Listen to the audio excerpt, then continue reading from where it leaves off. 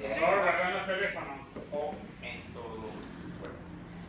La anestesia, cuando hablamos de anestesia general, es ese acto en donde además se va a inducir un estado de hipnosis, amnesia, en que el paciente no va a recordar nada de lo que ocurrió, analgesia, relajación muscular y abolición de los efectos. Y cuando hablamos de anestesia general inyectable, eso lo van a encontrar en la literatura como TIVA, anestesia total endovenosa en inglés. Se refiere cuando se administran los anestésicos por vías diferentes a la respiratoria, particularmente la vía intravenosa o la vía intramuscular. Realmente la TIVA es cuando se utilizan fármacos exclusivamente por la vía endovenosa. Aquí vamos a hablar de anestesia general inyectable cuando los utilizamos tanto por vía intramuscular o endovenosa. En la anestesia inhalatoria, esta se produce por la administración controlada de agentes gaseosos o volátiles a través del aparato respiratorio. Se administra y se elimina en gran parte por la vía pulmonar. La utilización de anestesia inhalatoria obliga a que al paciente se le administren gases ricos en oxígeno, así como la intubación endotraqueal, lo cual aporta mayor tiempo. Ahora, ¿qué cosas debemos considerar antes de anestesiar a un paciente o someterlo a un procedimiento de anestesia? Primero, la selección de la estrategia anestésica depende de la historia y la evaluación clínica del paciente. ¿Qué les quiere decir con esto? Que una estrategia anestésica no es como tal una receta de cocina, porque muchas veces utilizan la palabra protocolo, pero no es realmente protocolo, es una estrategia, la vamos a diseñar al momento para cada paciente en particular. Y la selección de los fármacos debe estar determinada por el estado clinical del paciente. Si nosotros conocemos cada fármaco y cuáles pueden ser sus efectos secundarios, si hay un paciente que tiene una condición previa por la cual los efectos secundarios que podría causar ese medicamento lo puede perjudicar, pues evidentemente no lo vamos a utilizar, o en tal caso utilizaríamos una dosis muy mínima. Otro aspecto importante es que para poder evaluar, digamos de alguna manera sistemática, ese estado del paciente, existe lo que llaman la clasificación ASA, que es de la Asociación Americana de Anestesiología, que define el riesgo quirúrgico de un paciente. Entonces, este sistema de clasificación ASA clasifica a los pacientes según ASA 1, ASA 2, ASA 3, ASA 4, ASA 5 y los pacientes que requieren de operación de urgencia. Entonces, según esta categoría, un paciente ASA 1 sería un paciente completamente sano, así como seguramente lo trajeron ustedes para acá. Un paciente que ya nosotros le hicimos una revisión clínica, que está clínicamente sano, le hicimos una hematología y todos sus valores están dentro de los parámetros diferenciales. ¿Okay? Y bueno, en estos pacientes pudiéramos tener mayor libertad de seleccionar la cantidad de fármacos que hay disponibles para un paciente ASA 2 es un paciente con una enfermedad leve que no tiene limitaciones funcionales. Puede ser un paciente que tenga, por ejemplo, una herida, algo que no limite su función. Un paciente ASA 3 es un paciente con enfermedad sistémica severa. Pacientes ASA 4 son aquellos que tienen una enfermedad sistémica grave que es amenazante para la vida. Entonces, en estos sentidos, por ejemplo, un paciente que tiene una piómetra pudiera ser ASA 4 y es un riesgo anestésico que si lo agotamos del 1 al 5 es un riesgo elevado. ¿Okay? Entonces lo digo porque a veces un paciente que tiene piómetra, no, es un procedimiento de rutina, es una esterilización, no, son pacientes que tienen una condición crítica, pueden estar sufriendo de los riñones, tienen una infección severa, de hecho incluso hacer la cirugía y que salgan bien de la cirugía todavía no garantiza su supervivencia. Un paciente de ASA 5 es un paciente moribundo y un paciente en categoría E de emergencia es un paciente que requiere una operación de urgencia, que independientemente de su condición pues se debe operar, pues si no se opera pues puede morir. Otro aspecto importante, cómo evaluar los planos anestésicos. Este es un cuadro que seguramente lo tienen en su material, que les ayuda parece un jeroglífico, pero si lo ven con detenimiento lo podrían entender un poquito más. Aquí en esta parte, ustedes van a ver cómo está la respiración, cómo se ve el globo ocular y algunos reflejos importantes a la hora de un paciente anestesiado. Y acá, en esta columna, tienen las fases de la anestesia, fase 1, fase 2, y esto que está aquí es el plano anestésico, y lo ven del 1 al 4, y la anestesia quirúrgica es la que vamos a obtener cuando vemos el globo ocular de esta manera, que aquí la respiración es más profunda, y también vamos a ver la abolición de los reflejos que pueden ver aquí, cómo se van disminuyendo. ¿Okay? Y bueno, ya cuando es más profunda, el parálisis y la respiración se están viendo. Pero entonces, algunas cosas que van a ver acá.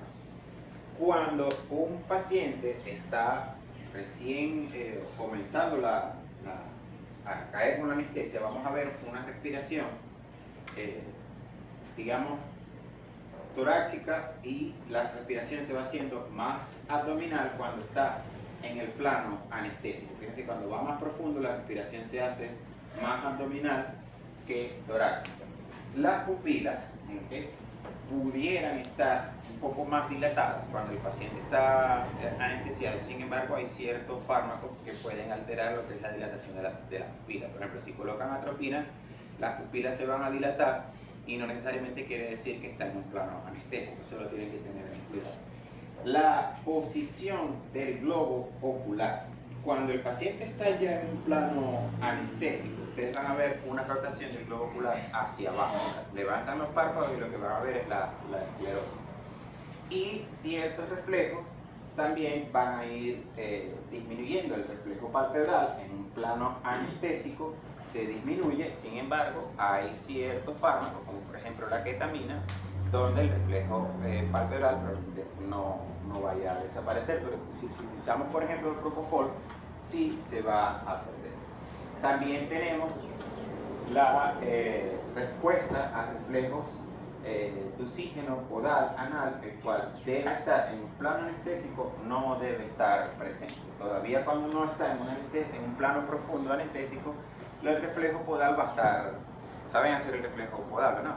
Lógicamente no debería estar presente. Entonces, todos estos cambios, la respiración más lenta, la frecuencia respiratoria un poco más lenta, la respiración más abdominal, la rotación del globo ocular, el reflejo palpebral, reflejos podales, por ejemplo, son características o síntomas que nos van a ayudar a determinar si el paciente está ya en un plano apto para ser operado. Un paciente que está en un plano anestésico apto para cirugía jamás debería, por ejemplo, responder a estímulos dolorosos, no debería responder al dolor. Eso es otro aspecto importante. Dentro de los tipos de anestesia, recuerden que nosotros acá empleamos anestesia inyectable y anestesia inhalatoria, o hacemos, digamos, una combinación de ambas. Hacemos una inducción con anestesia inyectable y luego lo pasamos a la anestesia inhalatoria, porque eso es estrictamente necesario en la mayoría de los casos. Este es un cuadro que yo creo que lo voy a incluso eliminar de la clase porque habla un poco sobre las diferencias entre una anestesia inhalatoria y la anestesia inyectable.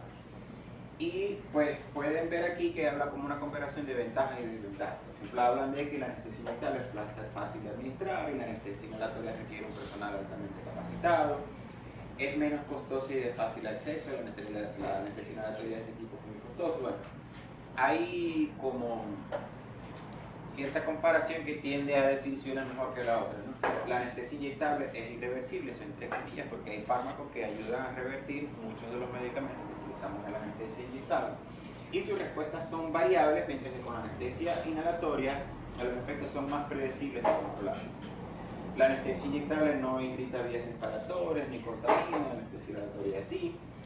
Y hablan sobre que dosis repetidas o procedimientos muy extensos prolongan mucho la recuperación, mientras que la eliminación de los gases anestésicos en la vía inhalatoria es más rápida. Ahora, esta es la parte que no cuadra mucho.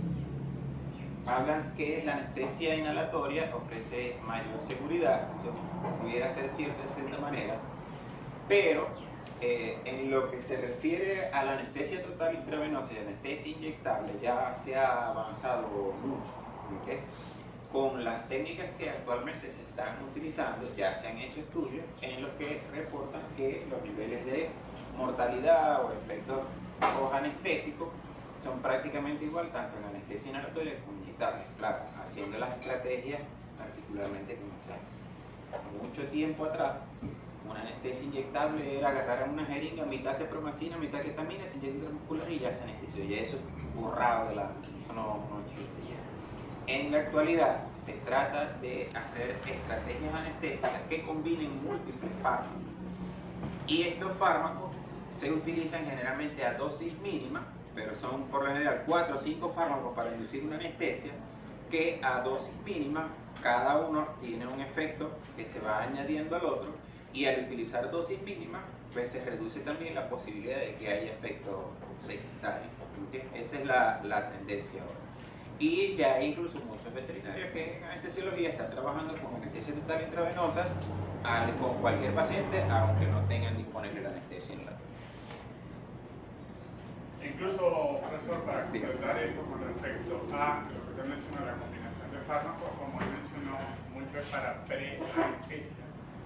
También ha ido mejorando porque se habla mucho de analgesia intravenosa con los opioides, que ya yo les aclaré eso, que antes no lo había, bueno, no se utilizaba tanto. ¿Okay? Que al utilizar los opioides como analgésicos es necesario, no es necesario profundizar tanto al paciente en un plano anestésico para que no se mueva. Está sintiendo, ponle más, ahora si lo tiene con analgesia fuerte, por ejemplo el fentanilo, que es 100 veces más potente que la morfina, entonces no se va a estar moviendo, no va a sentir, no necesitan profundizar tanto el plano anestésico y por eso disminuyen también los tiempos. Otra cosa es que cuando yo hice, por ejemplo, un diplomado de cirugía hace 12 años, 13 años, se hablaban de una dosis de propofol. Y en el que hice el año pasado mencionan otras dosis diferentes, dosis más bajas. Dosis más bajas, aunque lo tenga que utilizar más frecuente, son menos picos, entonces el paciente está más estable, menos profundo en esos bajones. En el momento en que yo le coloque la dosis más alta, y por lo tanto, como dice el profesor, las estrategias de anestesia intravenosa exclusivamente han vuelto a ganar ahora. Por supuesto, no porque el paciente esté anestesiado vía intravenoso, no hay que colocarle un tubo endotraqueal, no, si igualito se le coloca el tubo endotraqueal, igualito se utilizan los monitores parámetros, siempre hay que estar pendiente de las funciones, de los valores fisiológicos del paciente. Ya está el oxígeno, lo utiliza.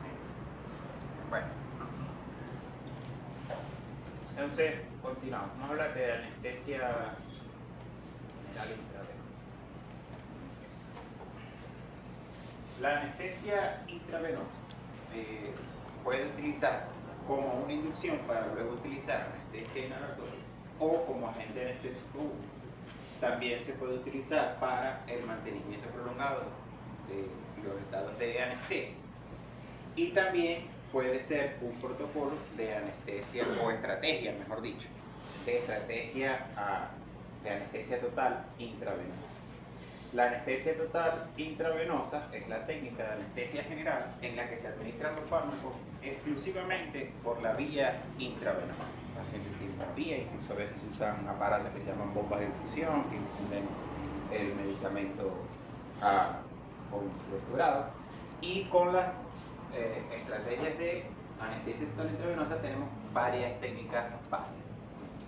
Una forma de administrarla es una dosis única, una dosis de un fármaco que induce la anestesia, generalmente para un procedimiento corto o algún incluso procedimiento diagnóstico. Muchas veces se puede, por ejemplo, por citar un ejemplo, utilizar una dosis de propofol para anestesiar a un paciente que se requiere hacerle una radiografía, por ejemplo. Esa sería una dosis. Otra forma es la redosificación por bolos, que es lo que nosotros generalmente vamos a hacer acá. ¿Okay? Cada cierto tiempo, según los parámetros fisiológicos de los pacientes, según los reflejos, nosotros vamos a redosificar la anestesia, vamos a administrar dosis de mantenimiento, te voy a explicar lo que es eso, para mantener el plano anestésico. Y también existe la técnica por infusión continua. En esa técnica, el anestésico va a estar colocado en un fluido y se calcula un goteo a una velocidad constante que debe mantener ese plano anestésico. Se puede hacer con un goteo o también existen los aparatos que se llaman bombas de infusión, donde en una máquina tú colocas la maquinita de suerayica y le puedes programar exactamente la cantidad de fluido que le va a suministrar en un tiempo determinado. Eso es muchísimo más exacto. Ahora, para el diseño de las estrategias anestésicas, todo procedimiento o estrategia anestésica, o por lo menos como lo vamos a estudiar ahora, tiene tres fases. Tiene una fase de preanestesia, tiene una fase de inducción y tiene una fase de mantenimiento. En la fase de preanestesia, nosotros vamos a colocar ciertos fármacos que van a ayudar a relajar al paciente, y también aquí podemos incluir lo que va a ser la analgesia. La analgesia en cualquier procedimiento quirúrgico no debe faltar. La analgesia la vamos a suministrar, bien sea colocando opioides o algunos fármacos que tengan efecto analgésico, o simplemente colocando fármacos analgésicos previos a la cirugía, los que se puedan utilizar, porque no todos se pueden utilizar previo a una cirugía. Luego, en la inducción, es la fase donde nosotros vamos a suministrar los anestésicos que van a provocar ese estado de hipnosis en el paciente, o sea, cuando ya lo vamos a llevar al plano quirúrgico. Y el mantenimiento se refiere a la redosificación de los fármacos, o si bien vamos a utilizar la anestesia inhalatoria para mantener ese paciente en ese plano quirúrgico. Nosotros sabemos que cuando ya metabolice los fármacos, el paciente se va a despertar. Y nosotros no queremos que se despierte, lo queremos mantener en estado de hipnosis durante toda la cirugía hasta que nosotros podamos ya terminar nuestro procedimiento. Pero importantísimo, recuerden que las estrategias deben incluir analgesia. Si en la estrategia anestésica que ustedes diseñan no hay ningún fármaco que controle el dolor, ahí hay puntos rojos. Entonces eso lo deben considerar. Estos medicamentos que están acá son los preanestésicos y analgésicos más usados. Estos son la mayoría de los fármacos que nosotros vamos a utilizar en la fase de preanestesia. ¿Okay? Tenemos, por ejemplo, la acepromicina, tenemos las benzodiazepinas como diazepam y midazolam, tenemos tranquilizantes como la silacina, y aquí tenemos otros medicamentos que nosotros usualmente lo utilizamos como analgésicos, que se van a administrar por dentro de butorfanol, fentanilo, que son opioides, tenemos la lidocaína, y tenemos aquí la ketamina, que si bien es conocido como un inductor, se puede utilizar en la preanestesia a dosis bajas, ¿okay? Como preanestesia. Esto que ustedes tienen acá es la vía de administración y la dosis terapéutica. Ya les voy a explicar. Fíjense que en algunos fármacos existe una dosis por vía intramuscular y una dosis por vía intravenosa. Por ejemplo, con la acepromicina, la dosis por vía intramuscular es 0.1 a 0.5 miligramos por kilo. Mientras que si se usa por vía intravenosa va de 0.02 a 0.05 miligramos por kilo. Presten atención a esta parte porque para efectos del examen las dosis se las deben aprender de memoria. Nosotros acá en esta clase exigimos que con el caso de los anestésicos se las sepan de memoria. Y la dosis va a variar dependiendo si la van a usar por vía intramuscular, entonces y por vía intravenosa. Entonces, para el examen también deben especificar que no se les olvide la vía de administración del medicamento. Si no colocan la vía, pues allí pueden tener menos puntuación. Tenemos fármacos como por ejemplo el diazepam o midazolam, que va de 0.25 a 0.5 miligramos por kilo.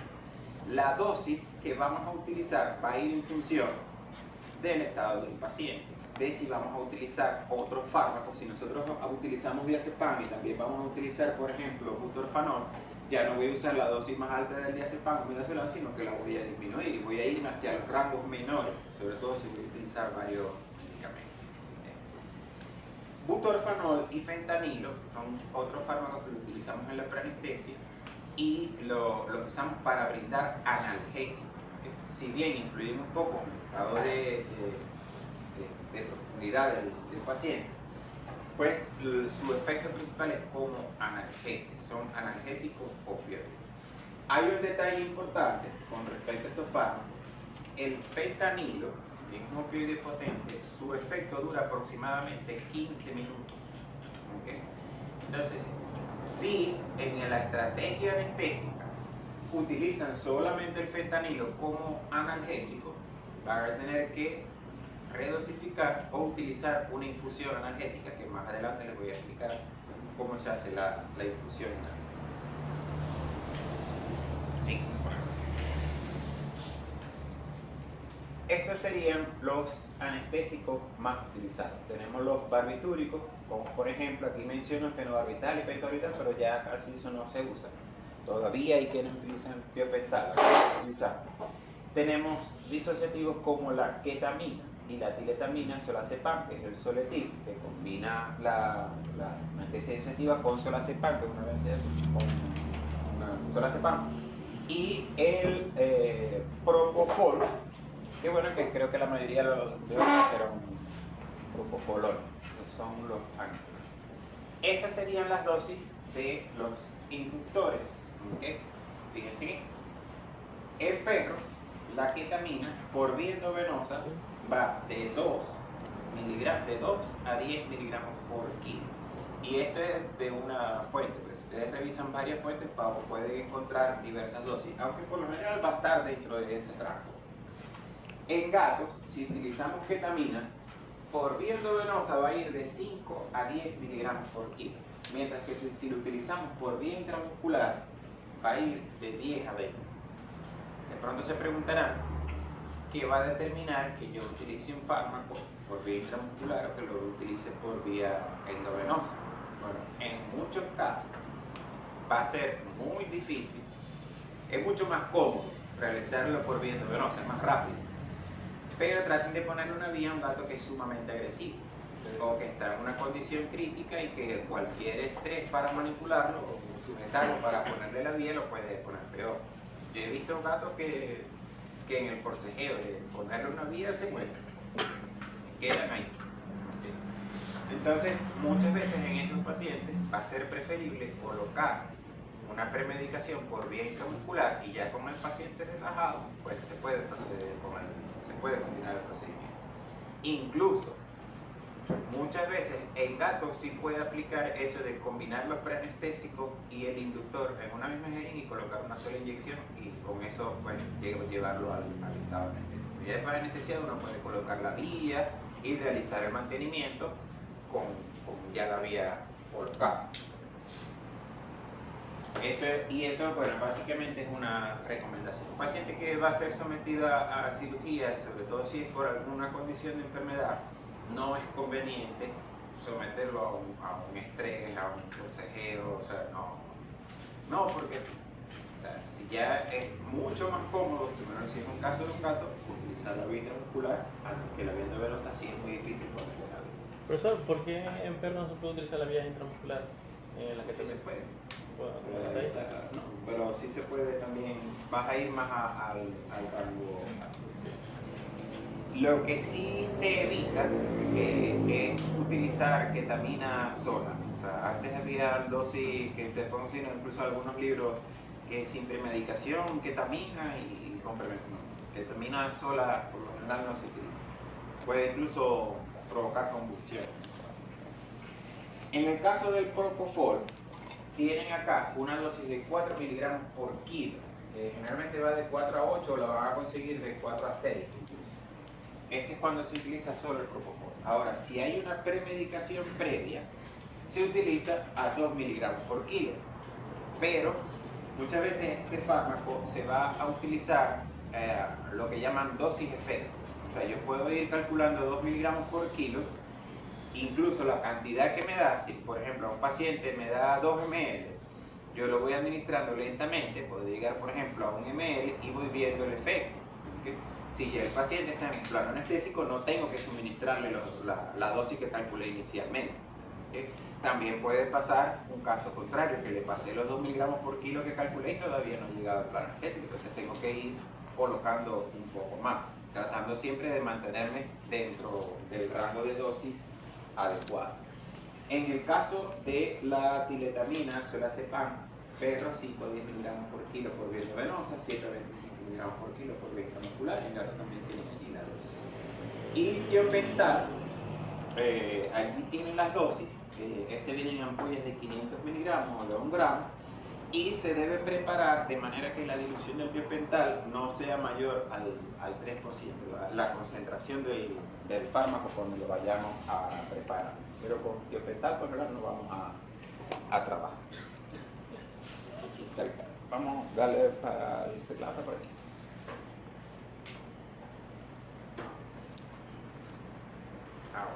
Ahora, cuando vamos al mantenimiento, el mantenimiento viene siendo la colocación de los fármacos para mantenerlo en ese plano anestésico. En el caso de la ketamina, se habla que una dosis de mantenimiento promedio es de 2 miligramos por kilo por vía venosa. Igualmente en el propofol, pero fíjense que acá les menciona que generalmente la dosis de mantenimiento va a ser la mitad de la dosis de inducción. Yo creo que iría de 1/3 a la mitad. ¿Okay? O simplemente dosis efecto. ¿A qué se refiere con esto? Vamos a suponer que tengo un paciente y yo le suministré propofol y la dosis farmacológica de ese medicamento fueron 3 cc. ¿Okay? Cuando ya se requieran dosis de mantenimiento, porque ya quien está evaluando ya ve los reflejos, ya ve la respiración, está aumentando la frecuencia respiratoria o cardíaca, bueno, ya hay que colocarle otra dosis de mantenimiento. Si yo para inducirlo le puse 3 cc, la dosis de mantenimiento no debería superar 1,5 cc, que es la mitad. ¿Okay? Pero igual puedo ir administrando dosis de efecto. Eso sería en el caso de la técnica de anestesia, que es de administración por poros. Vamos a ir hacia atrás para ir calculando la. Estas son infusiones analíticas y aquí se lo voy a explicar. Vamos para atrás, pasar por atrás la por favor. Atrás. Vamos a hacer un ejercicio. Vale. Aquí presten. Vamos a suponer que tenemos un perro de 100 kilogramos, adulto, sano, viene a castración electiva, tiene 1 año de edad.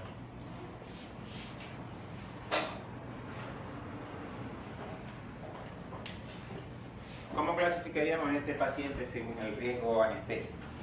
1. Sería sano. Pacientes con el que pudiéramos tener la mayor libertad de elegir los fármacos que a nosotros nos gusten más su efecto, que nos parezcan. Entonces, vamos a hacer primeramente lo que vendría siendo la primera etapa de la estrategia anestésica, que sería la preanestesia o premedicación. Okay. Aquí tienen algunos fármacos que podríamos utilizar en la premedicación. ¿Cuál podrían seleccionar? Silacina. Precisamente cualquiera. Silacina podría ser. ¿Cuál otro? Cipromacina. ¿Cuál más? Ketamina. Aquí veremos usarlo. Pudiéramos utilizar 2 fármacos en la preanestesia, pudiéramos utilizar 1, pero ya dependiendo de los fármacos que vamos a utilizar, vendría la dosis que vamos a emplear. Vamos a suponer que vamos a premedicar con midazolam. Vamos a utilizar el midazolam. Midazolam. ¿Cuál es la dosis de midazolam? Vamos a usar la 0.5 miligramos por litro.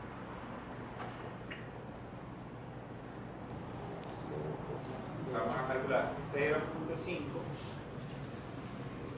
kilogramos por el peso del paciente, que son 10 kilogramos. ¿Cuánto es?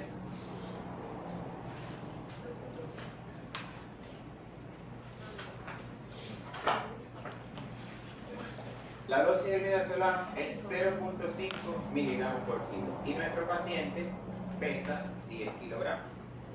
Para calcular la dosis terapéutica vamos a calcular cuánto sería 5 miligramos.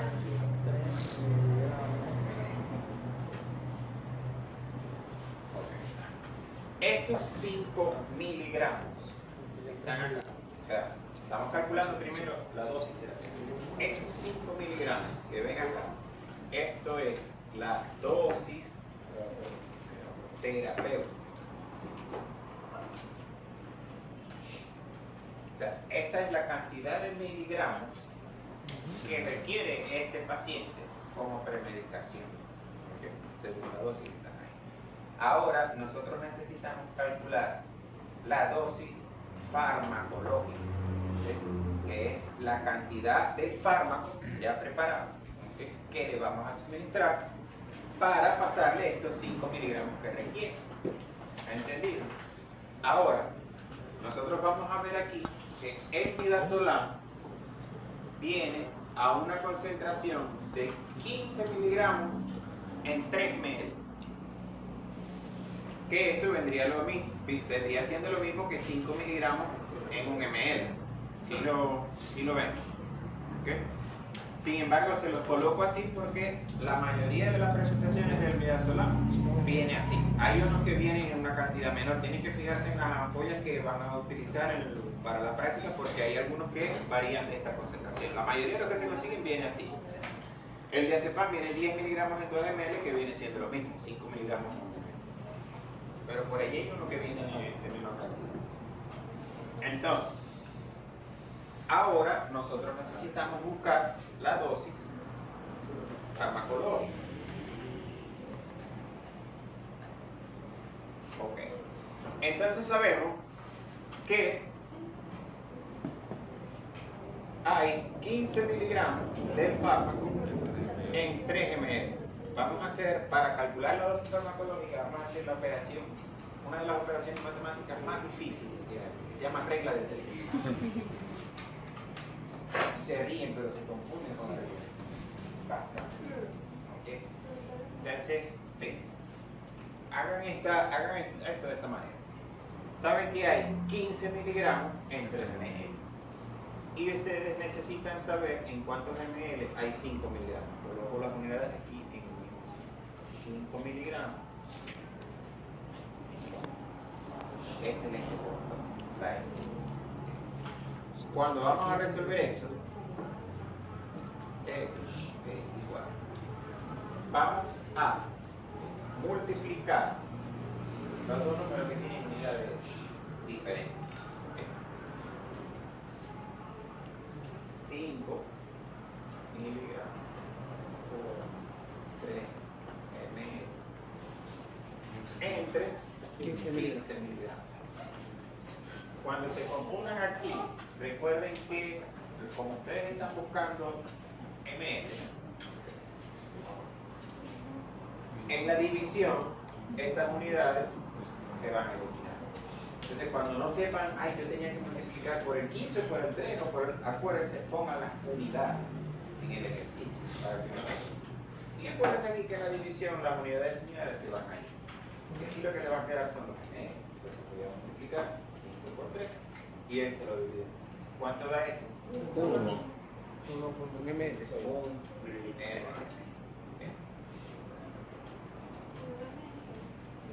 Y esto vendría siendo ¿qué? La dosis farmacéutica.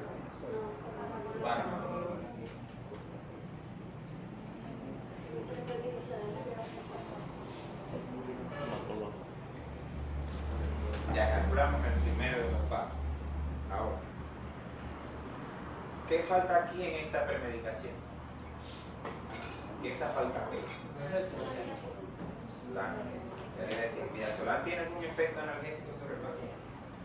Entonces, si nosotros pasamos a la inducción de inmediato, pues no estamos haciendo analgésico. Una manera de ir dando analgesia, fármacos como por ejemplo el carprofeno y el meloxicam se pueden utilizar incluso días antes de la cirugía. Entonces ya se tiene el paciente con cierta analgesia para el procedimiento. Ahora, esto yo lo recomendaría únicamente para procedimientos menores, una castración, una medida, algo sencillo.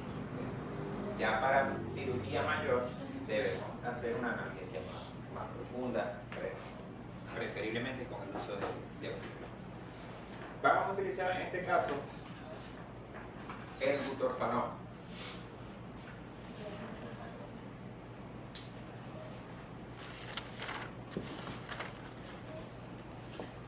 Dosis del butorfanol, 0.2 a 0.1. Ya tenemos otro fármaco en el que estamos predispuestos. Pudiéramos utilizar una dosis más baja. Podemos utilizar la dosis 0.2, 0.3, 0.4. Vamos a utilizar la dosis de 0.2 miligramos por kilo. 0.2 miligramos por el peso del paciente, que son 10 kilogramos. ¿Cuánto daría? 2 miligramos. Esto sería dosis terapéutica.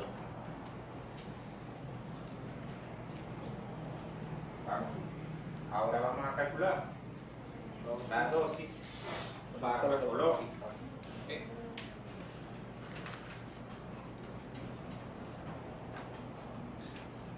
Gracias, Pablo. Ok. Tenemos entonces que el butorfanol viene 10 miligramos por ml. 10 miligramos en ml. Pero nosotros necesitamos para nuestro paciente 2 miligramos. Este sería el anqueo. Igual, recuerden multiplicar lo que tienen unidades.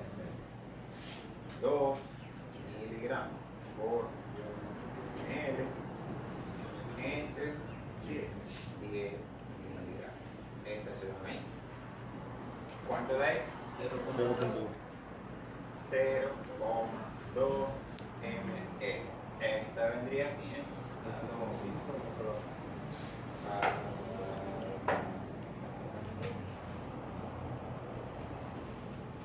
hasta ahora vamos bien. Esa sería, esta podría ser la premedicación. Si utilizáramos, por ejemplo, el fentanilo, ¿okay?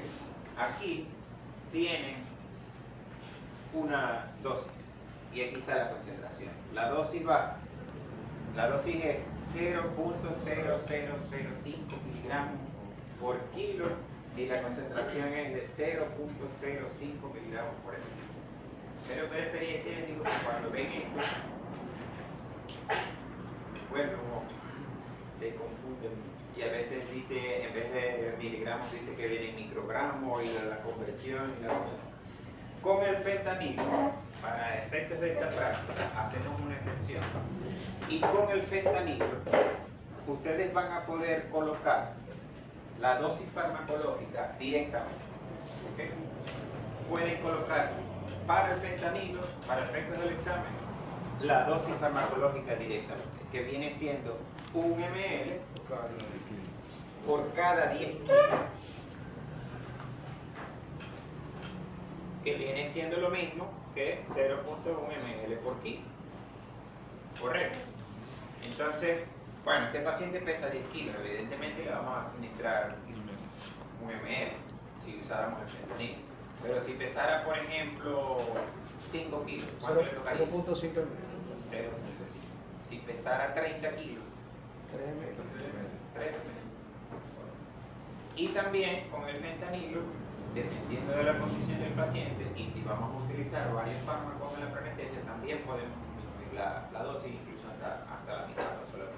Hay varias formas de utilizarlo, pero para efectos prácticos lo vamos a hacer. Entonces aquí tenemos la primera parte de la estrategia. Ahora vamos, Profesor, en este caso, pero este fármaco se utiliza como analgésico. para preanestesia. Hay ciertos AINES que tienen efectos sobre la agregación plaquetaria. Por ejemplo, el flunixin, ketoprofeno. Entonces, para efectos de una cirugía, para prevenir sangrado y ese tipo de cosas, no se recomienda. Es como cuando las personas toman aspirina que tienden a sangrar. Ese efecto no tan marcado puede ocurrir con ciertos analgésicos. Entonces hay que buscar los que sean selectivos con la ciclosinasa roja y eso. Básicamente, carprofeno y meloxicam son los que se pudieran ir utilizando antes de un procedimiento quirúrgico. Repito que es más que todo para cirugías menores. ¿Sí? Un procedimiento, o sea, un paciente que va a una cirugía de traumatología y le va a corregir una fractura, no es que le va a dar meloxicam y ya con eso tiene para el dolor. No, hay que ir buscando estrategias más. De hecho, últimamente también se habla mucho de lo que es la analgesia multimodal, que consiste también en combinar varios fármacos para proveer un efecto analgésico más apropiado. De hecho, también hay estudios en los que el manejo del dolor, el adecuado manejo del dolor, influye muchísimo en la recuperación del paciente. Sobre todo, incluso cuando un paciente que tiene una infección y que además está adolorido, eso influye en su sistema inmunológico, en cómo va a responder esa infección. Y cuando tratan el dolor, ya el paciente responde mucho mejor. Por ejemplo, ahorita en los casos de perros con parvovirus, ¿okay?, se recomienda muchísimo el manejo del dolor. Y desde que se ha visto, en comparación a los pacientes con parvovirus que no se le coloca analgesia con los que se le coloca analgesia, ya han visto que la recuperación es mucho más rápida en los pacientes en los que se maneja el dolor. A veces ya no es cirugía, ya es otra cosa. Pero bueno, vamos entonces con los anestésicos, la inducción. Por aquí con inducción. Esta sería la segunda parte de la estrategia anestésica.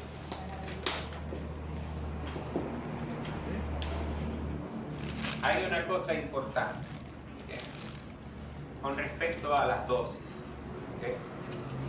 En la vida real, cuando nosotros vamos a anestesiar un paciente, ¿okay?,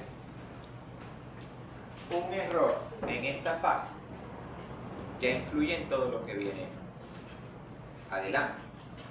Entonces, si ustedes ponen la silacina que va de 0.2 miligramos por kilo, si se equivocan y vienen y le ponen 2 miligramos por kilo y le ponen la dosis de silacina, ya ese paciente ahí se murió. Entonces todo lo que viene después ya no existe. Entonces, si efectos del examen tienen un error, sobre todo si es un error grave en la premedicación, aunque la parte de inducción y mantenimiento esté buena, el ejercicio completo está mal. Por eso a veces se sorprenden con las notas en la parte práctica. Entonces, pongan cuidado con las dosis, memorícenlas. ¿Okay? Ya eso después se van a dar cuenta que memorizando las dosis. Y hagan las reglas de 3 de forma adecuada, porque de repente colocan la dosis bien, pero no colocaron las unidades. Si no colocan las unidades, no sabemos tampoco qué es lo que están haciendo. Y ahí se me olvidó algo importante también. El pasado había un perrito de 5 kilos que colocó 2 ml de silacina, obviamente mató al perro, y por lo tanto, automáticamente, así todo el resto esté bueno, todo está malo. ¿Okay? Y aquí me faltó algo importante. La vía de administración. Claro, aquí seleccionamos la vía endovenosa, la dosis endovenosa era sobreentendido que era por vía endovenosa, pero en el examen deben colocar, especificar la vía de administración. Ya si eligen una dosis diferente de otra, pudiera tener que ver con que es intramuscular o endovenosa, tienen que definir si lo van a administrar por vía intramuscular o por vía endovenosa. Ya que el profesor está explicando, aclaro una cosa, yo exijo, yo personalmente, que mínimo tengan 2 fármacos preanestésicos. El profesor acepta uno, cuando yo le haga las preguntas en mis exámenes,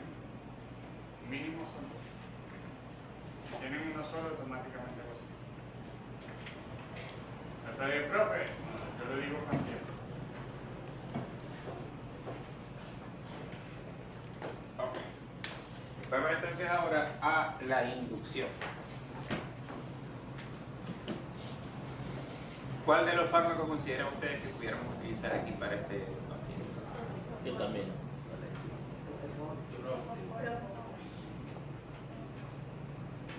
Vamos a utilizar el clopidogrel. No es que la ketamina no se pueda utilizar, sí pudiera ser, pero si tienen disponible el propofol y el paciente tiene una vía intravenosa, pudiéramos ir con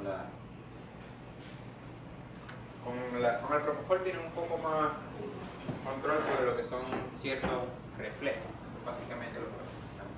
Bueno, vamos a utilizar el propofol.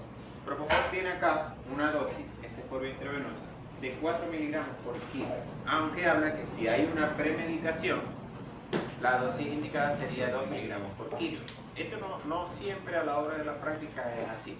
Vamos a utilizar estas dosis que están acá, pero en la práctica se van a dar cuenta que probablemente puedan meditar incluso un poco más, hasta 4 miligramos por kilo. Vamos a utilizar la dosis de 2 miligramos por kilo. ¿Okay? Vamos a utilizar entonces propofol.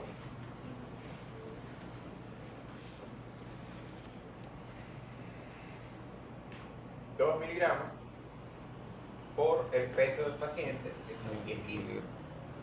¿Esto da cuánto?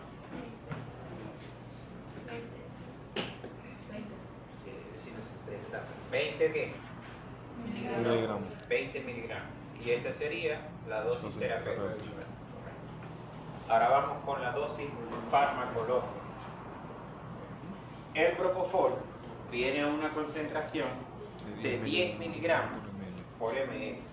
Hay algunas ampollas que viene en la presentación y te dice 200 miligramos en 20 ml, que al final viene siendo lo mismo. ¿Bien? La concentración va a ser 10 miligramos. Para calcular la dosis farmacológica, hacemos esto: si hay 10 miligramos en un ml y nuestro paciente requiere 20 miligramos, ¿cuál es la información? Esto es igual a 20 miligramos por 1 ml. Recuerden que vamos a multiplicar lo que tiene unidades diferentes entre 10. ¿Por qué esto? ¿Cuántos m? ¿Cuántos ml? 2 ml. 2 ml. Esta sería la dosis farmacológica para la inducción. Ahora vamos a calcular el mantenimiento.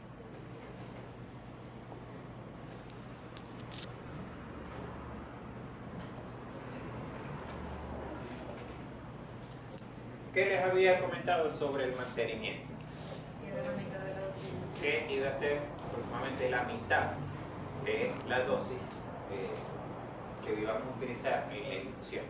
Pero al momento de la práctica puede variar. Si yo puse 4 miligramos por kilo, puse en vez de 2 ml, el paciente no cayó y le pasé 3 ml, ¿okay? Que es dosis efecto, la dosis de mantenimiento sería la mitad. ¿Okay? Pero suponiendo que utilizamos esta dosis de 2 miligramos por kilo, ¿cuál sería entonces la dosis de mantenimiento del mismo propofol? De miligramos 10 y 1 miligramo por 10 kilos. Eso nos va a dar 10 miligramos como dosis terapéutica. Para la dosis farmacológica hacemos la misma regla de 3, que ya sabemos de antemano que nos va a dar la mitad. Si la dosis de inducción fueron 2 ml, la mitad es 1 ml. Tengo que hacer el cálculo, no hace falta, ¿verdad? ¿En el examen? Sí, en el examen. Pero aquí está el examen. Vamos a suponer ahora, ¿hablo de las inducciones analíticas una vez o paso a la bolsa de reservorio para que vayan teniendo eso? Vamos a suponer que nosotros vamos a hacer entonces el mantenimiento con isofloral. Para hacer el mantenimiento con anestesia a gas, ¿okay? Vamos a pedir para efectos del examen que calcule el tamaño de la bolsa reservorio. Ustedes han visto la máquina de anestesia, ¿verdad? Ustedes saben que el intercambio gaseoso se da a través de un circuito y ese circuito termina en una bolsa de reservorio donde se va a ir redistribuyendo en una parte gaseosa. Ahora, el tamaño de esa bolsa depende también del tamaño del paciente. Y saber calcular el tamaño de esa bolsa es importante para que haya una buena recirculación. Si la bolsa es muy pequeña para el paciente, no va a completar su circuito, va a limitar su respiración. Y tampoco se aconseja que sea demasiado grande. Entonces, esto, para calcular el tamaño de la bolsa, nosotros tenemos que tener en cuenta lo que viene siendo el volumen tidal. Volumen tidal, ¿alguien sabe lo que es? ¿Había escuchado el volumen tidal? Volumen tidal viene siendo la cantidad de gas que puede inspirar un paciente, la cantidad de pacientes que pueden acumular en su pulmón, que mide generalmente en ml. Y este va más o menos de 10 a 15 ml por kilo de peso. La verdad es que los perros obesos o algunas razas como el pug tienen un menor volumen tidal que los perros de otras razas sanos. Ahora, este volumen tidal lo vamos a tomar en cuenta para calcular el tamaño de la bolsa de reservorio, suponiendo que vamos a utilizar isoflorano como mantenimiento. Vamos a multiplicar 10 kilogramos por el volumen tidal del paciente, que va a ir de 10 a 15 ml. Nosotros utilizamos acá más que todo 10 ml para evitar. ¿Esto cuánto es?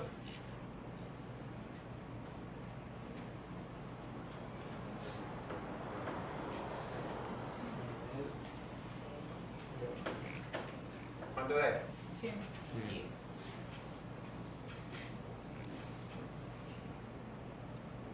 Ahora, esto que está acá, estos 100 ml, los vamos a multiplicar por una constante. Esta constante va de 3 a 6, nosotros utilizamos 6.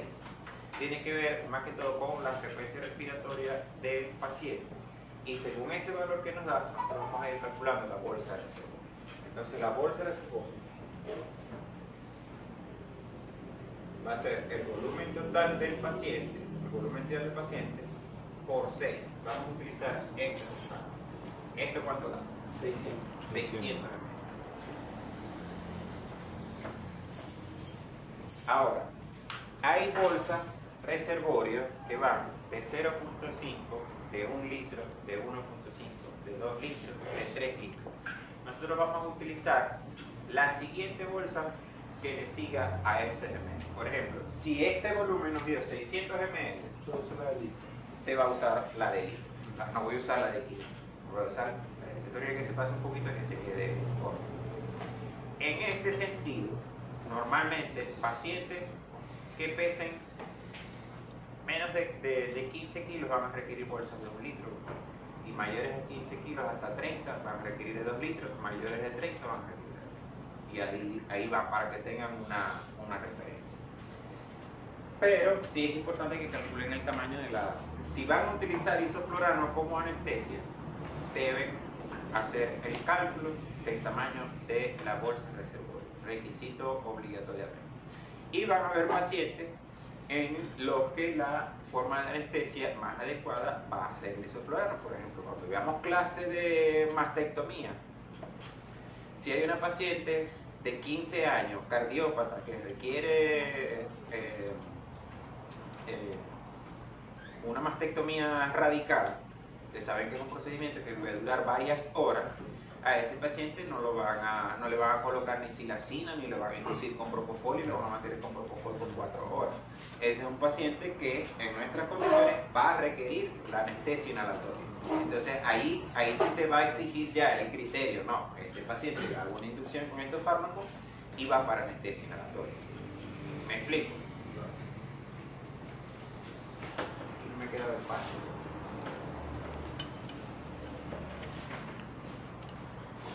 Bueno, otra parte que les quería decir para atrás.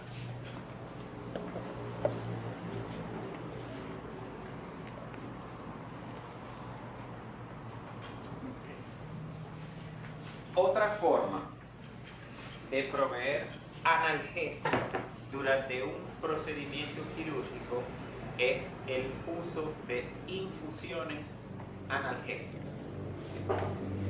Estas infusiones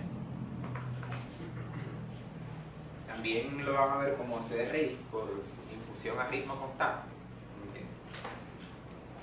Pueden ser combinaciones de varios fármacos que se van a colocar en el fluido. Estos fármacos o los nombres de estas infusiones se conocen por las siglas dependiendo de los fármacos que se van a utilizar. Las más conocidas pueden ser FLK, MLK o TLK. Realmente combinan opioides con lidocaína y ketamina. Estas infusiones ayudan bastante a mantener un buen plano anestésico, mantener al paciente con la analgesia y así no profundizar con los fármacos. ¿Okay?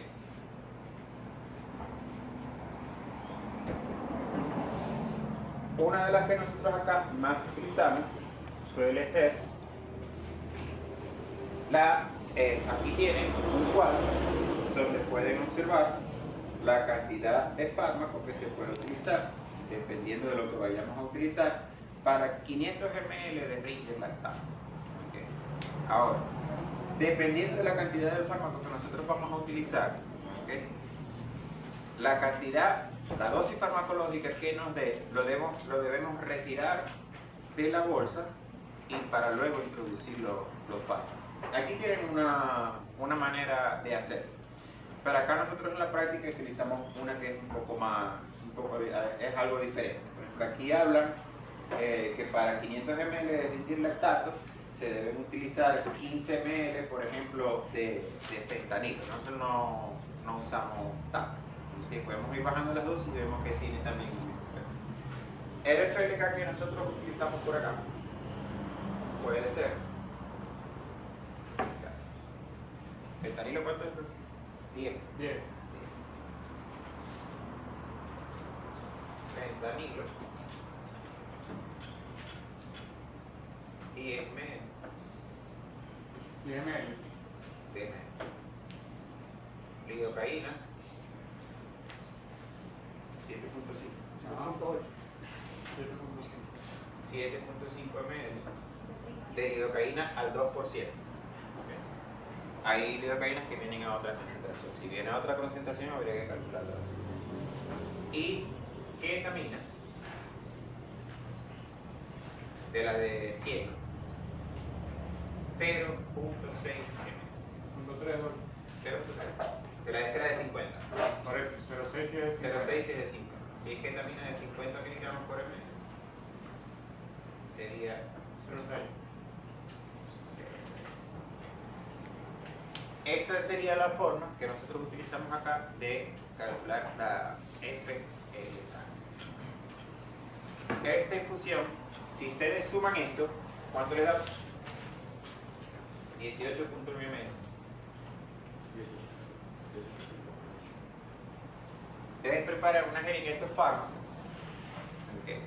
Pero antes de meter estos 18 ml, sacan 18 de acá y le colocan los fármacos. Estos fármacos suelen ser sensibles a la luz, entonces por nada se recomienda envolver el suero en una bolsa de papel aluminio, papel craft, y si se desea conservarlo, lo tienen en cuenta. Ahora, esto se coloca en el suero y esto lo van a colocar durante todo el procedimiento quirúrgico a un ritmo constante. Ese ritmo generalmente viene siendo 3 ml por kilo por hora. Pero por lo general, dependiendo del peso del paciente, van a ir más o menos una gota cada 2, cada 3 segundos. Se va manteniendo ese ritmo. Si es un paciente pequeño, eso se disminuye el ritmo. Si son pacientes más grandes, puede ser un macrogotero y se puede calcular. Pero más o menos va a ser 3 ml por kilo por hora. Si ese paciente pesa 10 kilos, ¿cuánto le va a tocar? 30, 30 ml. 30 ml por hora. Ahora tiene 60 minutos. Eso es 360. ¿Cómo? Es entre 60. 30 ml por hora. ¿Cuánto le vamos a administrar por minuto? 0.5. ¿Cómo? O sea, medio ml. 0.5 ml por minuto. En un microgotero, ¿cuántas gotas son necesarias para pasarlo? Son ¿Han utilizado microgoteros, macrogoteros? ¿Ya saben calcular fluidoterapia? Practicando la fluidoterapia. Media gallina. Ok. Si ustedes agarran ahí su venoclisis, No, pero creo que en micro son 60 y macro 20. exactamente. Micro son 60. 60 gotas Un ml. son 1 ml. Fíjense. Y le tengo que administrar 0.5 ml por minuto.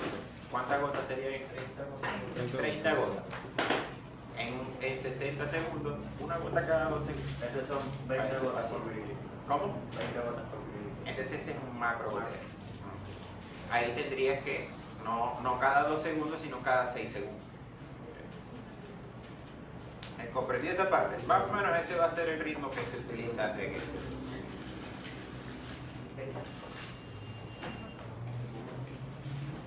¿Pero qué era? Algo que agregar.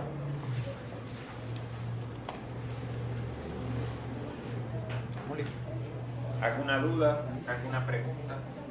¿Las concentraciones del fármaco para el examen no las Sí, la damos. Damos la concentración del fármaco, lo que se tiene que aprender es la dosis.